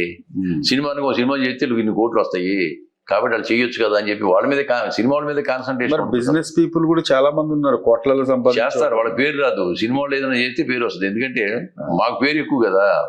జనంలో పేరు ఎక్కువ ఉండేదంటే బయటికి వెళ్తే గుర్తుపట్టేది మమ్మల్నే కదా, మిమ్మల్ని. కాబట్టి బురద జల్లేది కూడా సినిమా వాళ్ళ మీద. బురద జల్లినా పొడిగలేదు. ఇప్పుడు మామూలుగా మీ మీడియా కానీ, పేపర్లు కానీ, ఇవన్నీ కూడా సినిమాల గురించి ఎక్కువ రాస్తారు కానీ మిగతా వాళ్ళ గురించి రాస్తారా? మిగతా వాళ్ళు కూడా చేసిన వాళ్ళు ఉన్నారు. ఇప్పుడు జాబ్ చేసేవాళ్ళు కూడా చాలా మంది హెల్ప్ చేసిన వాళ్ళు ఉంటారు, కాబట్టి వాళ్ళ పేరు రాదు. హెల్ప్ చేస్తారు సార్, అందరూ చేయరని ఎవరిని చెప్పట్లేదు. కొంతమంది చేస్తారు, కొంతమంది చేస్తారు. అయితే ఎక్కువ ఏమన్నా ప్రమాదాలు జరిగినప్పుడు, లేకపోతే ఇట్లాంటివి వచ్చినప్పుడు, విపత్తులు ఏమైనప్పుడు అక్కడ కూర్చున్నాడు, ఆ స్టార్ అంటాడు, ఈ స్టార్ అంటాడు, వాళ్ళు వచ్చి చేయలేరా అని సామాన్య జనాలు కూడా మాట్లాడటం అనేది కరెక్ట్ కాదంటున్నా. కరెక్ట్ కాదంటే సామాన్య మానవుడు అదే చూసుకుంటాడు. వాళ్ళు తీసుకుంటున్నారు కదా, మనం టికెట్ కొంటేనే కదా వాళ్ళు సినిమా ఆడేది, కాబట్టి వాళ్ళు చేయొచ్చు కదా అని ఒక జనరల్ గా మాట్లాడుతుంటారు. వాళ్ళు అనేక రకాలుగా మాట్లాడుతుంటారు. చిరంజీవి గారి ట్రస్ట్ పెట్టి ఎంతమంది చేసేయండి. ఇప్పుడు బ్లడ్ బ్యాంక్ కానీ, ఐ బ్యాంక్ కానీ, ఇవన్నీ నువ్వు ఎంతో మంది. అదే సార్, చేసి మర్చిపోతున్నారు, చెయ్యని పాయింట్ అవుట్ చేస్తాం. ఇప్పుడు ఆక్సిజన్ ప్లాంట్లు పెట్టాడు వాళ్ళు, ఇన్ని కోట్లు సొంత డబ్బులు. దాదాపు నేను కూడా ఈ కరోనా పేరు చెప్పి అవి ఇవన్నీ కలిపి 100 కోట్లు ఖర్చు పెట్టి ఉంటాడు ఆయన. సొంత డబ్బులు ఎవరు తీస్తారండి సాధారణంగా? ఎవరండి? చిరంజీవి గారు మరి కోట్లు ఖర్చు పెట్టాడు, సొంత డబ్బులు. ఎక్కడ డొనేషన్లు తీసుకుపెట్టినవి కాదు అవి. అదే ఇవి చాలా మందికి తెలియదు. సామాన్య జనాలు, మామూలు వాళ్ళకి చాలా మంది తెలియదు. చాలా మంది జస్ట్ లైక్ దట్ లేదు, చేయలేదు అంటే ఒకటి సార్. అంటే జనాలందరినీ అంటానికి కూడా లేదు, కానీ కొంతమంది ఒక సెట్ ఆఫ్ వింగ్ ఉంటారు. వాళ్ళు ఏంటంటే సినిమా వాళ్ళని బురద జల్లాలి. పలానా హీరో నచ్చలేదు అనుకోండి, ఆ హీరో మీద బురద జల్లాలి అంతే. ఇప్పుడు చిరంజీవి గారు ఆ సిసిసి అని పెట్టాడు కదండి, కరోనా టైంలో పెట్టాడు కదా ట్రస్ట్. ఆ ట్రస్ట్ ద్వారానండి ఎంతో మంది, కొన్ని వేల మందికి ప్రొవిజన్స్ కానీ అవి కానీ ఎంత గొప్ప క్వాలిటీ ప్రొవిజన్స్ సప్లై చేశారో తెలుసండి. అవును, బియ్యం అండి, మనం కొనలేము బియ్యం బయట. అంత క్వాలిటీ బియ్యం కానీ, కందిపప్పు కానీ, అది నూనె కానీ, అవి కానీ క్వాలిటీగా సప్లై చేశాండి వేల మందికి, దాదాపు 15,000 మందికి. ఆ రోజు కరోనా టైంలో 3 నెలలు 4 నెలల పాటు అందరూ హాయిగా బతికారండి. ఓన్లీ చిరంజీవి గారితో ఆయనకి సాయం చేసిన వాళ్ళు కూడా సైడ్ నుంచి ఉన్నారు చాలా మంది. మరి ఇవన్నీ మనం చెప్పుకోవాలండి అంతా. సో ఇప్పుడు సోకాల్డ్ సోషల్ మీడియా మీద కానీ, ఒక యూట్యూబ్ ఛానల్స్ మీద కానీ మీ అభిప్రాయం ఏంటి? అంటే ఇప్పుడు ఫేక్ న్యూస్ మీద అభిప్రాయం ఏంటి? ఫేక్ న్యూస్ చాలా వస్తున్నారు. యూట్యూబ్లో చెప్పేవన్నీ నమ్మలేని పరిస్థితి అయిపోయిందండి. యూట్యూబ్లో వచ్చేవన్నీ చాలాను దాన్ని క్యాప్షన్ ఎడ్డింగ్ ఏదో పెడుతుంటాడు, లోపల మ్యాటర్ ఏదో ఉంటుంది. అన్ని కొంచెం నమ్మలేని, చాలా ఎక్కువ శాతం నమ్మలేని పరిస్థితి అయిపోతుంది. దాంతో దాని మీద బ్యాడ్ ఇంప్రెషన్ వస్తుంది యూట్యూబ్లో వచ్చే కామెంట్స్ మీద. కానీ ఇప్పుడు సోషల్ మీడియా డామినేట్ చేసేసింది. ఇప్పుడు మెయిన్ మీడియా కంటే సోషల్ మీడియా ఇప్పుడు ఎక్కువ డామినేట్ చేసింది. చాలా లేస్తే యూట్యూబ్లో ఆన్ చేస్తుంటే సోషల్ మీడియాలో వచ్చే ఇంటర్వ్యూస్ అన్ని విపరీతంగా వచ్చేస్తాయి. మేమందరం మా పేరు బయటకు వచ్చిందంటే డ్యూ టు సోషల్ మీడియానే. దాదాపు నేను ఒక 40 ఎంట్రీస్ ఇచ్చి ఉంటాను నేను. ఏదో ఒక ఎంట్రీ చూస్తుంటారు ఎవరో ఒకరు. ఆ విధంగానే ప్లస్ ఉంది మైనస్ ఉంది, ప్లస్ ఉంది మైనస్ ఉంది. మీరు మైనస్ అయితే మైనస్ నిజమే నమ్ముతారు జనం, ఏముంది లేదండి. అంటే సాధారణంగా రాయి మైనస్ ఎవరు రాయి. కొన్ని ఛానల్స్ మాతో సహా కొన్ని ఛానల్స్ కరెక్ట్ గానే ఫాలో అవుతాయి రూల్స్ రెగ్యులేషన్స్, ఇలా ఏది నార్మ్స్ టర్మ్స్ లేదు లేదండి. జర్నలిజం అంటే ఇదే కదండి. జర్నలిజం అంటే ఎవరికి నష్టం కాకూడదు. ఇప్పుడు జర్నలిజం ఎక్కడ ఉంది సార్? ఏం చేస్తాం, ఇప్పుడు లేదు, చాలా తక్కువ. రాజకీయాలకు కొమ్ము కాసే జర్నలిజం వచ్చింది, అయిపోయింది ఇప్పుడు. అది ఇప్పుడు చాలా తక్కువ అయిపోయింది. నానిగారి కృష్ణ గారి వీర ప్రేమ గాథ సినిమా ఆయన తోటి అవకాశం వచ్చింది మీకు. అవునండి. చేసిన తర్వాత అంటే న్యాచురల్ స్టార్ అంటారు కదా, ఏం అబ్జర్వ్ చేశారంటే లొకేషన్ లో? అంటే ఇప్పుడు ఆయనతో నేను చేసింది, ఆయనకి నాకు సీన్లు లేవండి యాక్చువల్గా. నాది సెపరేట్ సీన్లు అవి. హను రాఘవపూడి గారు నన్ను పిలిచి, నేను ఇలాగే యూట్యూబ్లో కొడితే మీ పేరు వచ్చింది, మిమ్మల్ని కావాలని పెట్టుకుంటాను, విలన్ క్యారెక్టర్ కొంచెం కామెడీ టైప్ అని చెప్పి ఇచ్చాడు బాబు హను రాఘవపూడి గారు. మంచి క్యారెక్టర్, దానికి మంచి పేరు వచ్చిందండి నాకు. అయితే నాని గారికి నాకు అవకాశం లేదండి. నేను బ్రహ్మాజీ గారు ఎక్కువ సీన్ చేశాం. కానీ మీరు లొకేషన్ లో కలిశారు, ఒకసారి కలిసాం. ఒకసారి కలవడం అంటే ఒకసారి ఆయన వచ్చినప్పుడు నేను వేరే సీన్ కోసం వస్తే కలిశాడు. కలిసినప్పుడు అంతకుముందు రషెస్ చూశారు ఆయన. చూసి నా దగ్గరికి వచ్చి, ఏమంటే మీ రషెస్ చూసాను చాలా బాగున్నాయి సార్ అన్నాడు. చాలా సంతోషం, మీ సినిమాలు చేయటం అన్నాను నేను కూడా. న్యాచురల్ చేస్తాడు కుర్రాడు, మంచి కుర్రాడు అండి, మంచి మర్యాదస్తుడు పిల్లాడు. నెక్స్ట్ ప్రాజెక్ట్స్ ఏంటి సార్ మీరు? సార్ ఒక 25 ఉన్నాయి సార్ నావి సినిమాలో 25 సినిమా రిలీజ్ కొన్నాయి ఇప్పుడు. రేపు సలార్లో కూడా నాకు క్యారెక్టర్ ప్రశాంత్ నీల్ గారు క్యారెక్టర్ పిలిపించి ఓకే చేశాడు. నా డేట్స్ ఇవ్వాలి అది. ఓకే, అది ఎంతవరకు వచ్చిందండి సలార్ ప్రాజెక్ట్? ఎంత శాతం పూర్తయింది? 60% అయింది అనుకుంటాను. దాంట్లో ఒక మంచి క్యారెక్టర్ నాది. ప్రభాస్ గారు కాంబినేషన్లో అని చెప్పారు. అది నెక్స్ట్ షెడ్యూల్ ఉంటుందని చెప్పి ఈ మధ్యన చెప్పారు మేడం నాకు. పెద్ద సినిమాల్లో అది ఒకటి. ఈ మధ్యన చాలా రిలీజ్ అయ్యాయి అవి. ధమాకాలో ఉన్నాను, గాడ్ ఫాదర్లో చేశాను, వాల్తేరు వీరిలో కూడా ఫస్ట్ సీన్ నేనే చేశాను. అవును, నా సీన్ మీదే హీరో ఎంట్రీ. ఆ మధ్యన గంధర్ రిలీజ్ అయింది, గ్యాంగ్స్టర్ గంగరాజ్ రిలీజ్ అయింది. అవును, చాలా సినిమాలు వచ్చినాయి ఈ మధ్య. వాల్తేరు వీరయ్య మీరు ఊహించారా?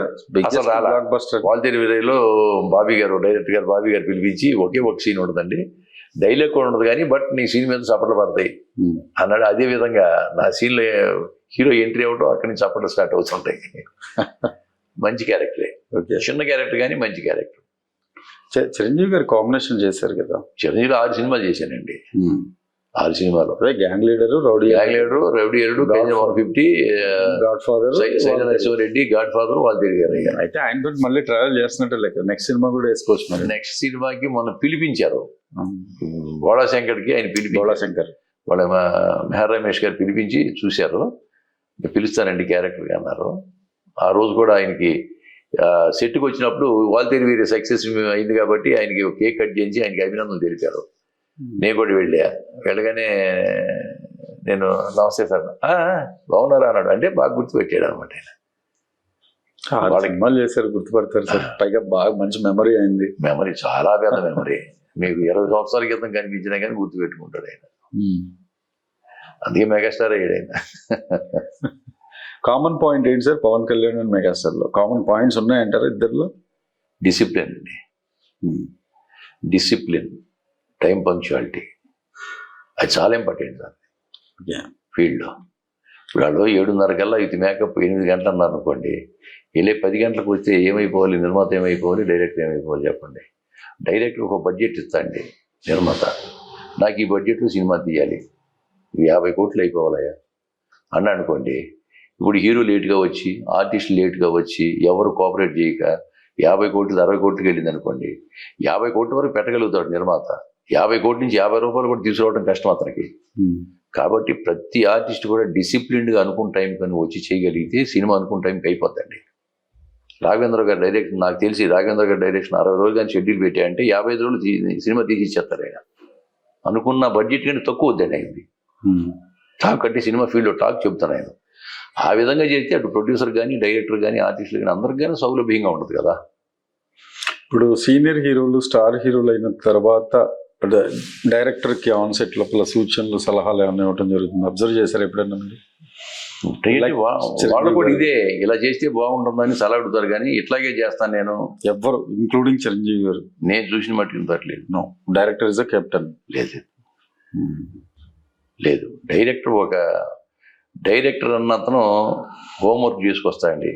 బాధ్యత అంతా ఇది కెప్టెన్ ఆఫ్ ది షిప్ కదా ఆయన ఒక రాత్రి అంతా హోంవర్క్ చేసుకుని వస్తాడు. ఈ షాట్ ఈ విధంగా తేలి ఈ విధంగా చేయాలని మనసులో పెట్టుకుని ఈ రోజు ఈ 10 షాట్లు చేయాలని ఖచ్చితంగా హోంవర్క్ చేసుకునే ఫీల్డ్కి వస్తాడండి. Very great. స్పాట్కి వస్తాడు. ఆ విధంగానే చేస్తూ ఉంటాడు. ఆ దాంట్లో ఏమన్నా మార్పులు, ఒకవేళ హీరోను కూర్చోబెట్టి మార్పులు బాగున్నాయి, బెటర్మెంట్ బాగుంది అనుకుంటే ఆ విధంగా చేయడానికి రెడీ అవుతారు వాళ్ళు కూడా. హీరో కూడా సజెషన్ ఇవ్వచ్చు, ఈ విధంగా చేస్తే బాగుంటుందని అడుగుతాడు ఆయన. బాగుంది సార్ చేయండి అంటే ఆ విధంగా చేస్తాడు. ఈయన అనుకున్న దానికంటే బాగుంటే ఓకే చేస్తాడు. ఏముంది, పేరు వచ్చేది డైరెక్టర్కే కదా, డైరెక్టర్కి హీరోకి పేరు వస్తుంది. Very great sir. All the best your upcoming projects also, and nice talking to you ఈరోజు. సంతోషం. మీ అమ్మ న్యూస్ ఛానల్ ద్వారా మీరు ఇంటర్వ్యూ చేయటం అనేది అదృష్టంగా భావిస్తూ, అలాగే అమ్మ న్యూస్ ఛానల్ని ప్రతి ప్రేక్షకుడు ఆదరించి సబ్స్క్రైబ్ చేసి అలాగే షేర్ చేయాలని చెప్పి మనస్ఫూర్తిగా కోరుకుంటున్నాను. అలాగే ఇంతవరకు నన్ను ఆదరిస్తున్న ప్రేక్షక దేవుళ్లకు, రచయితలకు, దర్శకులకు, నిర్మాణ సంస్థలకు, తోటి నటీనటులకు, సాంకేతిక నిపుణులందరూ కూడా నా హృదయపూర్వక ధన్యవాదాలు తెలియజేసుకుంటూ నన్ను ఎలాగే ఆదరిస్తారని, నన్ను దీవిస్తారని మనస్ఫూర్తిగా నమ్ముతున్నాను. Thank you very much. That's great sir. Thank you so much.